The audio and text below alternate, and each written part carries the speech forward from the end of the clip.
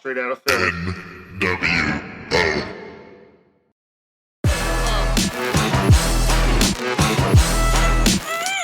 Hey, what's up, everybody? Welcome to Straight Out of Philly's season finale, the first ever wrestling extravaganza. It's good to be back. No, wait, I can't lie to you guys. Who wants to come back to a city like Philadelphia? A dirty, corrupt, crime-infested city where you have to jump over crackheads just to get to the bus stop. What we definitely didn't miss was the sirens that keep us up all night, the garbage strewn through the street of Philadelphia. I mean, Annapolis was so quiet and so fucking clean, we couldn't stand it. What we did miss, though, was our house, kids, and our three amazing dogs that were waiting for us by the front door when we got home. But I will say this, what a trip. Only 2 hours away and full of great restaurants and sights to see. I urge more people to take a little road trip, grab a bite to eat, walk around, and enjoy themselves at Annapolis, Maryland. So, I have something new today for you guys. Instead of my usual rant, I'm going to review our trip and the amazing food we were able to consume during our 2.5 days there. I'll be right back after this short break. You're listening to South Philadelphia's #1 podcast, Straight Out of Philly. I'm not afraid. Yeah. It's been a ride. Alright, what can I say about Annapolis? It's clean, very friendly, and one can get some of the best seafood south of Philadelphia. Our 2 nights there, we didn't hear one, that's right, not one damn siren at all. No bums or crackheads assaulting you for just the spare change you have in your pocket on the way to dinner. Just friendly faces wherever you went. The stores that line the main area of downtown Annapolis are quaint, small, personally owned, but a little pricey. But what do you expect when you go to a tourist area like Annapolis? The restaurants are galore. During our trip, there were 3 restaurants that I must give 5 stars to. The first 2 had the biggest, freshest oysters I've ever had. And to top that, they were only $1 a piece. I couldn't believe that. I paid $3 an oyster here in Philly for half the size and quality of the oysters. Needless to say, I definitely took advantage of that deal.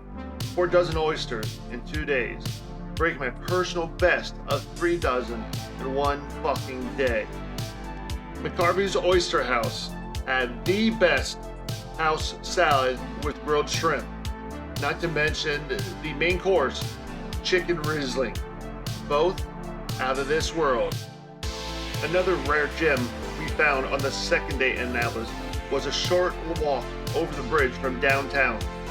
The Boatyard Bar Grill not only had the best oysters, they had the most amazing fish and chips and crab dip imaginable. Another 5 stars. So, on the way home, we decided to stop at a very quaint, quiet town named St. Michael. And boy, did we not regret it.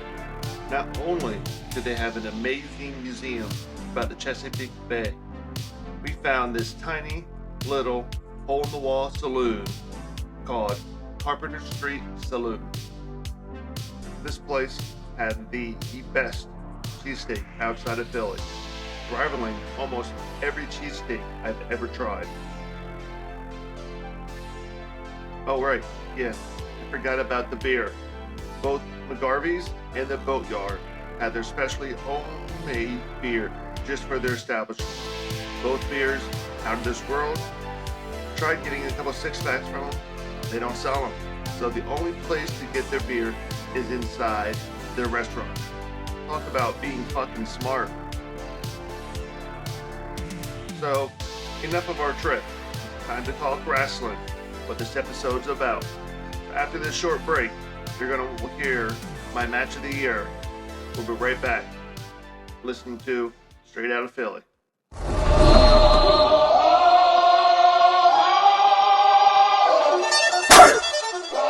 Here comes the comes the, y'all don't really want it like that. Yeah, here comes the. Alright guys, welcome back from the break. Time to get down to the nitty gritty. Right now, we're talking about the best match of 2023. Cody versus Roman Reigns at the upcoming WrestleMania. Cody Rhodes, Roman Reigns. Two awesome wrestlers with extraordinary bloodlines. Cody had nothing but wrestling blood in him from the very day he was born. His father, probably one of the most popular wrestlers ever, is known as the son of a plumber. But everyone will remember the moniker, the American Dream. Dusty wasn't your typical wrestler. He was fat, out of shape, and had such a way of speaking that it was almost impossible to understand him sometimes. He's held almost every single title one can think of, except for one. And that one is what his son, Cody Rhodes, is wrestling Roman Reigns for.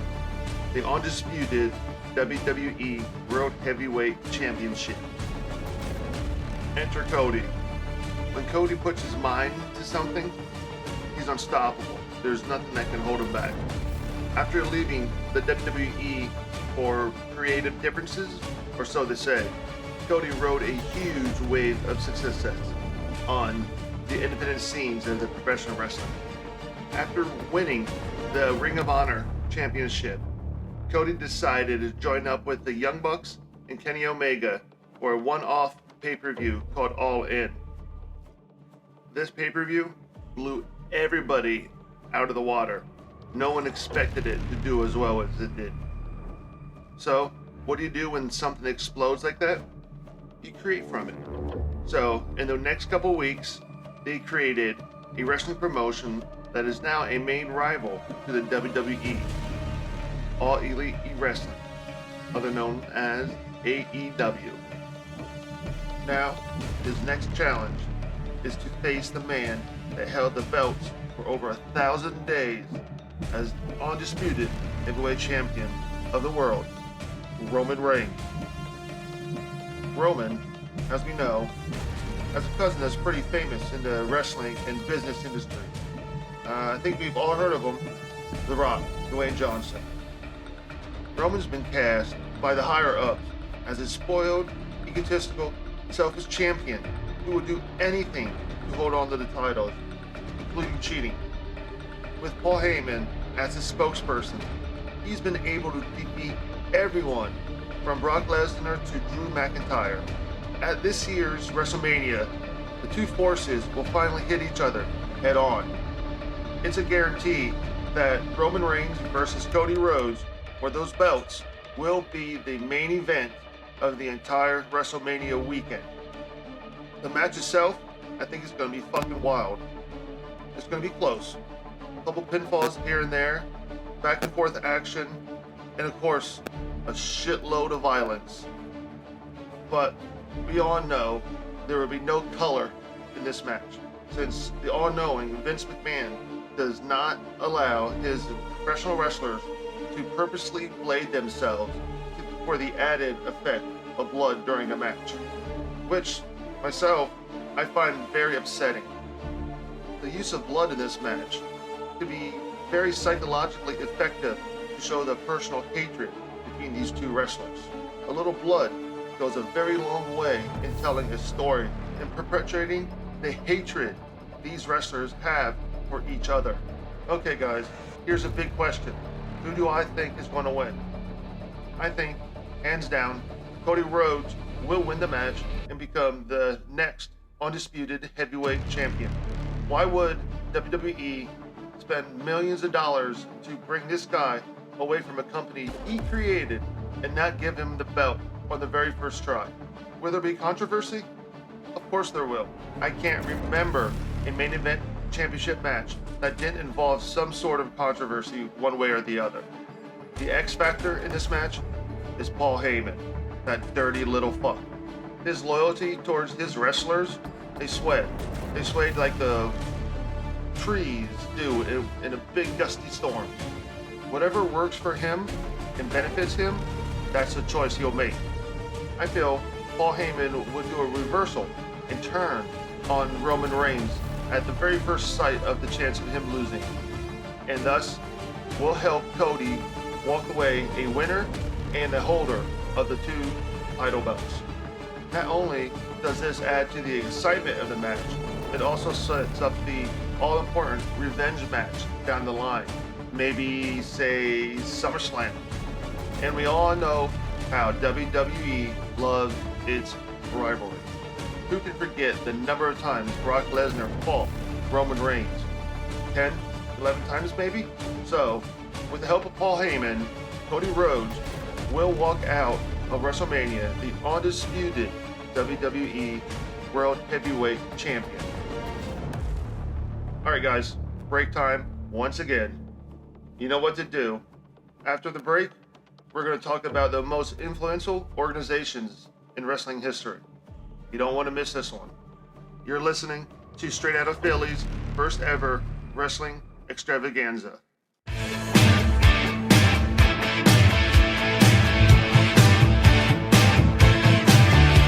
it comes crashing down and it hurts inside,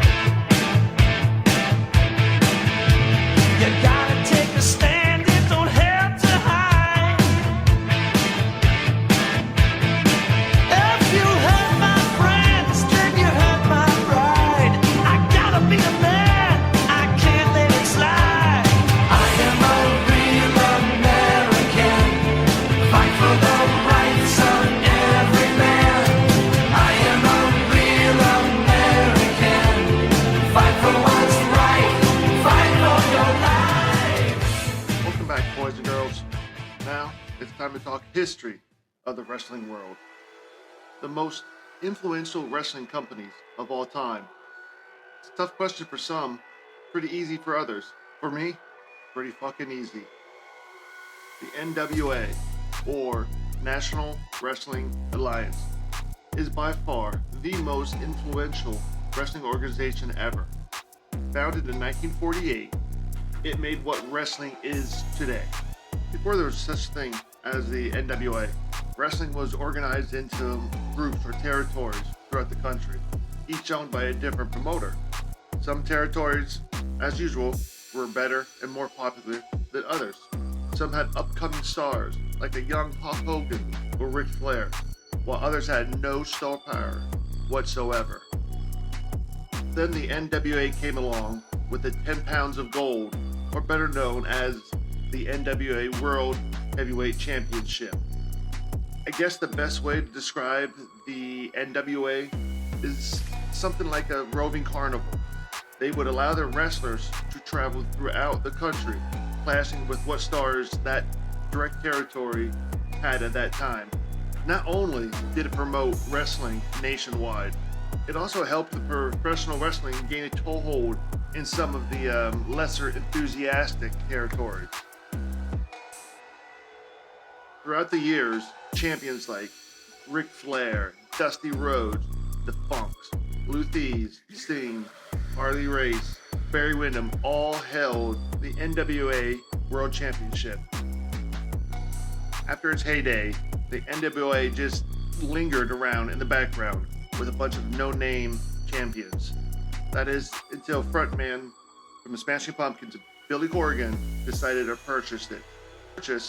Billy started climbing the NWA back into national relevance. Even though the last few champs have not been household names like during its heydays, that does not change one thing, that the NWA is by far the most influential wrestling organization in the history of the sport. ECW, Extreme Championship Wrestling. By now, every wrestling fan knows about ECW and how it came to be about. ECW, running out of a small, dirty bingo hall in South Philadelphia, changed the way that wrestling fans watch wrestling. Before the ECW came into existence, wrestling was more of a technical aspect, more actually like a Olympic style wrestling, more technical than violent. So things definitely changed with ECW, with the likes of extreme wrestlers like Sabu, Terry Funk, Cactus Jack, the Sandman, Tommy Dreamer, the Dudleys. Extreme Wrestling was put on the map. In no time flat, ECW went from the tiny, poorly run house show to a national prominence because of the violence and technical aspects of wrestling put together into one match. It was purely amazing to watch. The first match of a pay-per-view, you could see Sabu and Terry Funk wrestling in a Texas death match. And then the next one, you could be watching Dean Malenko and Chris Benoit in such a technical masterpiece, you'd think it was Olympic-style wrestling. It was nothing to see both wrestlers just rip open, blood everywhere, hitting each other with items handed from them from the fans in the seats. That's what made ECW so special. The production level at first sucked, but in a good way. It was like watching a wrestling on VHS tapes that were passed around in the early 80s. Kind of a bit of nostalgia going on.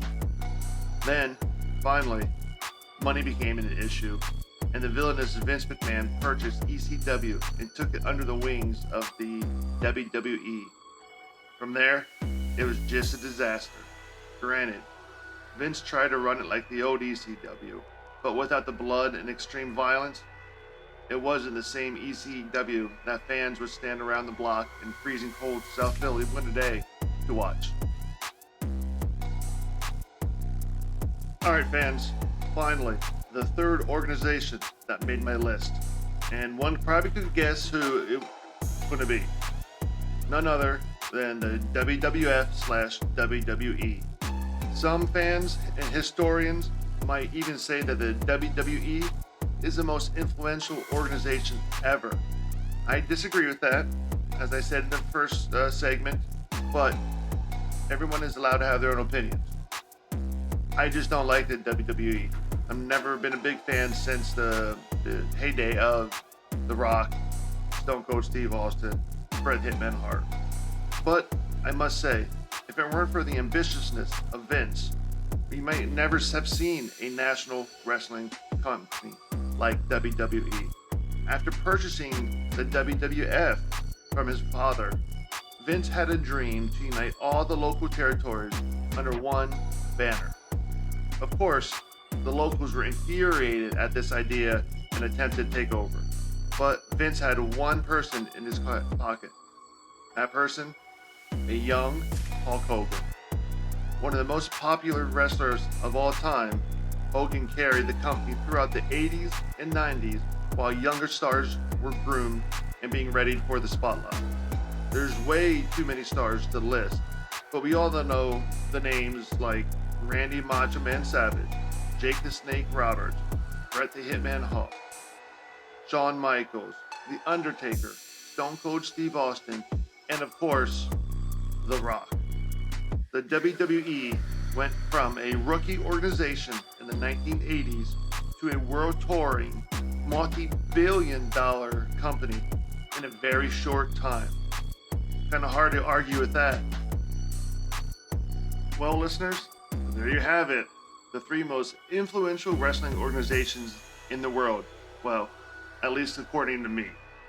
I know some might have disagreements, and if you do, please email me at straightout215@gmail.com or DM me on any social media platform at straightout215. We're going to take a short break now, and then when we come back, that's when the fun starts. I'm going to tell you my 3 all-time favorite wrestlers in the history of professional wrestling. You don't want to miss it. I'm Brent Snyder, and you're listening to Straight Outta Philly.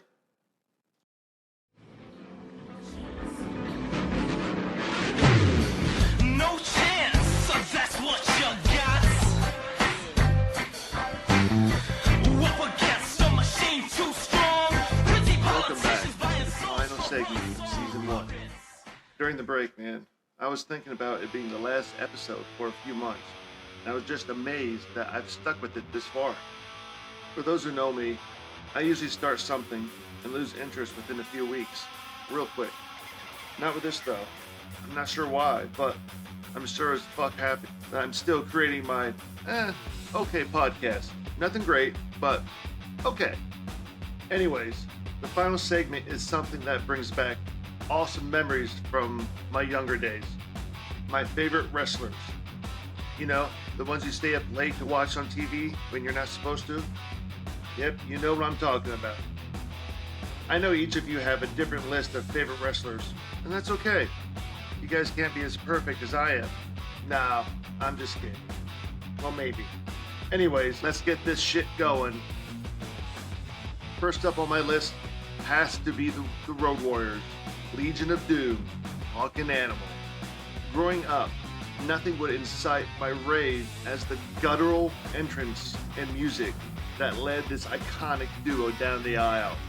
Hawk and Animal, at the time, were two of the most imposing and intimidating characters working, bringing home so many different titles, including the coveted WWF Tag Team Championship. Their face paint, spiked shoulder pads, and intimidating haircuts would instill fear, really scare the shit out of their opponents. Unfortunately, in 2003, Hawk passed away and Animal tried wrestling by himself. But you could tell that that wasn't meant to be. As being one of the best tag team wrestlers in history, sometimes you just need a partner. Alright, second on my list is that Iranian fucktard, the Iron Sheik. As a wrestler, he wasn't really my favorite wrestler per se, but he was pretty good, a decent star. And talk about a heel. Man, he could turn the crowd against him within seconds of entering the squared circle. But what I do love about the Iron Sheik is his fucking Twitter account. If any of you don't follow him, why the hell not? He makes Twitter, in one of my opinion, the best thing. One of his favorite tweets was, "God bless everyone except that dumb son of a bitch, Hulk Hogan." His sarcastic comments, tone, are right up my alley. Maybe that's why I enjoy reading his comments all the time. How could you forget some of his iconic segments with his co-announcer, Jim Ross, during the WWE's Attitude Era? Some of the phrases that came out of his mouth wouldn't even be allowed on TV in today's oversensitive world. "Look at those puppies" was one of my all-time favorites. As a wrestler, Jerry Lawler was above average talent. One of the most memorable times I can remember was when he was working a shoot with ECW and almost caused a riot in the South Philadelphia Bingo Hall because of what he said. Only a true genius can do that. There you go, guys. My 3 favorite wrestlers of all time. Once again, DM me on all social media outlets at StraightOut215 or email me through StraightOut215@gmail.com with all your thoughts, opinions, and suggestions. We'll be right back after this break. Hang in.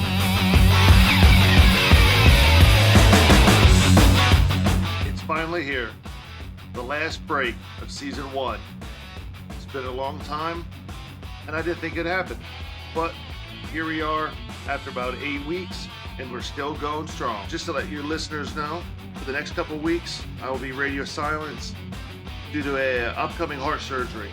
So I'm going to need some time to recovery, but don't worry, during that time, I am be thinking of great topics for season 2. Not going to want to miss the season premiere. My first foray into an unsolved serial killer case that happened in Philadelphia. Some crazy shit you don't want to miss.